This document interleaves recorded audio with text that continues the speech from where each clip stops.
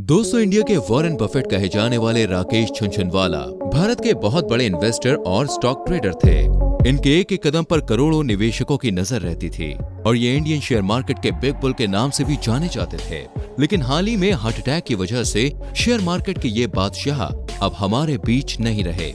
वैसे तो इन्वेस्टमेंट की शुरुआत उन्होंने अपने कॉलेज के दिनों में सिर्फ 5,000 रुपए से ही कर दी थी और शेयर मार्केट से उन्होंने इतना पैसा कमाया कि अभी हाल ही में उन्होंने अपनी खुद की एयरलाइंस कंपनी अकासा एयर की भी शुरुआत की थी।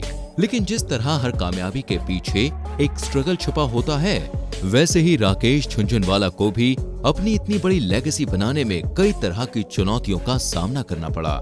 और आज की इस वीडियो में हम यही जानेंगे कि किस तरह एक बेहद ही छोटे अमाउंट से शुरुआत करके राकेश झुनझुनवाला भारत के सबसे बड़े इन्वेस्टर बने। वैसे वीडियो शुरू करने से पहले हमारी गुजारिश है आपसे कि अगर आप हमारे चैनल पर नए हैं तो चैनल को सब्सक्राइब करके बेल आइकन जरूर प्रेस करें, जिससे आपसे कोई भी वीडियो मिस ना हो।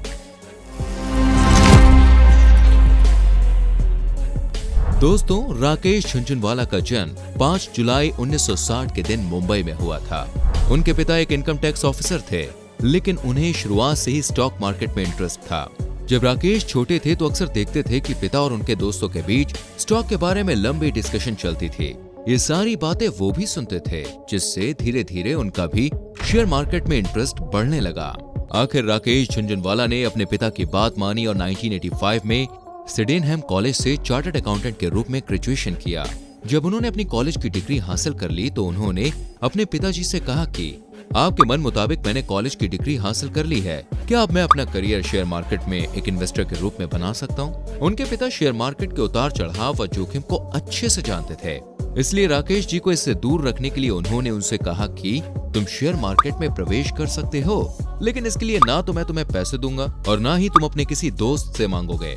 ये सुनकर राकेश जी काफी निराश हुए, लेकिन उन्होंने हिम्मत नहीं हारी और 1985 में किसी तरह 5,000 रुपए जमा करके शेयर बाजार में कूद गए।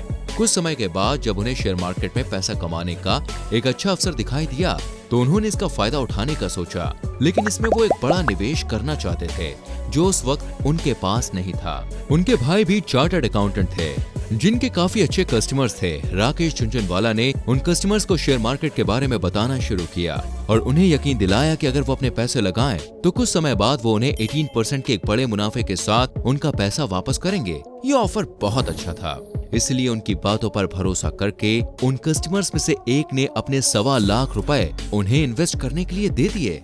इसी तरह से उन्होंने अपनी शेयर मार्केट की जर्नी के लिए शुरुआत में पैसा जोड़ा और 43 रुपए के भाव से टाटा टी के 5,000 शेयर खरीद लिए। यहाँ से उनकी सफलता की शुरुआत हुई, क्योंकि सिर्फ 3 महीने के अंदर ही टाटा टी का शेयर 43 रुपए के भाव से बढ़कर 143 रुपए पर पहुँच गया। ये देखते ही राकेश झुनझुनवाला ने अपने टाटा टी के शेयर्स बेच दिए और उससे उन्होंने 3 गुना से ज्यादा का मुनाफा कमाया।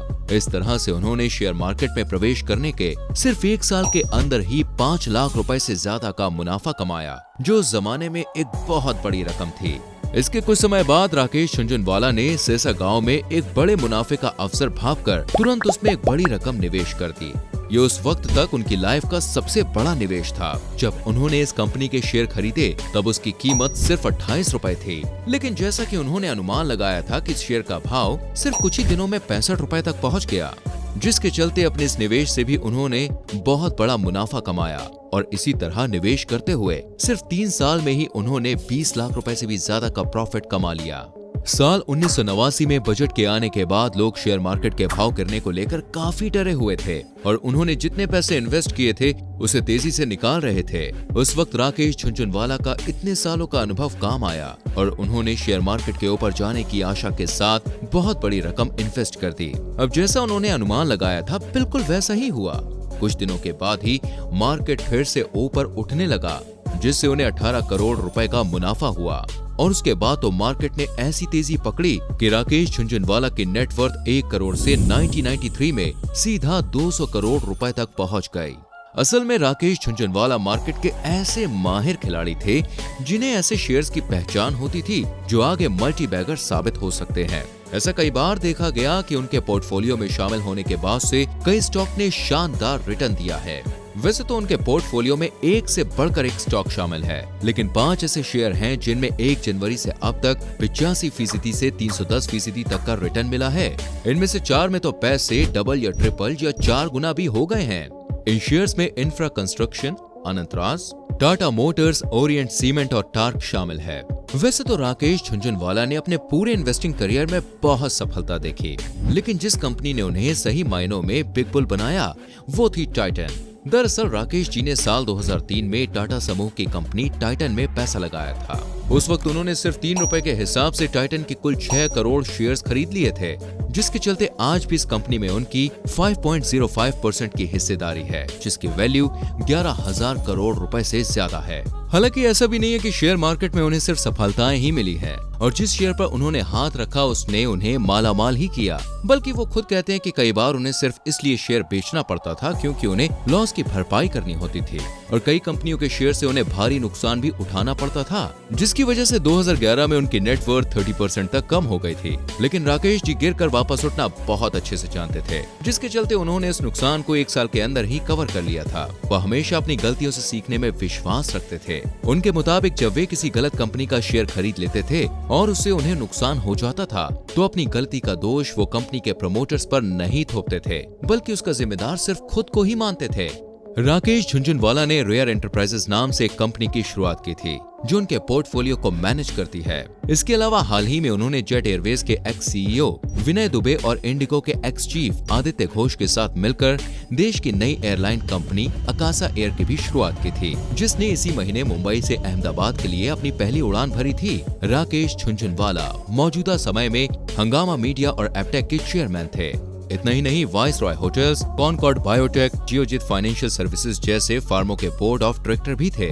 राकेश झुनझुनवाला जी ने अपनी मेहनत और काबिलियत के दम पर ऐसा मुकाम हासिल किया कि आज उन्हें किसी परिचय की जरूरत नहीं है। अपने एक्सपीरियंस से सीख कर उन्होंने शेयर मार्केट से इतना प्रॉफिट कमाया कि आज उन्हें शेयर मार्केट का किंग माना जाता है। इस समय उनकी नेटवर्थ 41,000 करोड़ रुपए है। साथ ही इस वक्त वे इंडिया के सबसे अमीर लोगों की लिस्ट में 36वें नंबर पर और पूरी दुनिया में 438 नंबर पे आते हैं। राकेश झुनझुनवाला इंडिया के बहुत बड़े इन्वेस्टर थे, जो हमेशा नए इन्वेस्टर्स को सही राह दिखाया करते थे। लेकिन अफसोस कि अब इंडिया के वॉरेन बफेट आज हमारे बीच नहीं रहे। हमारे इस चैनल की तरफ से हम उन्हें श्रद्धांजलि देते हैं। बाकी दोस्तों, इस वीडियो में बस इतना ही था। वीडियो अच्छी लगी हो तो लाइक और शेयर जरूर करना। अगर चैनल पर नए हैं तो चैनल को सब्सक्राइब करके बेल आइकन प्रेस करें, जिससे आपसे कोई भी वीडियो मिस ना हो। मिलते हैं अगली वीडियो में, अपना ख्याल रखिए। Bye bye.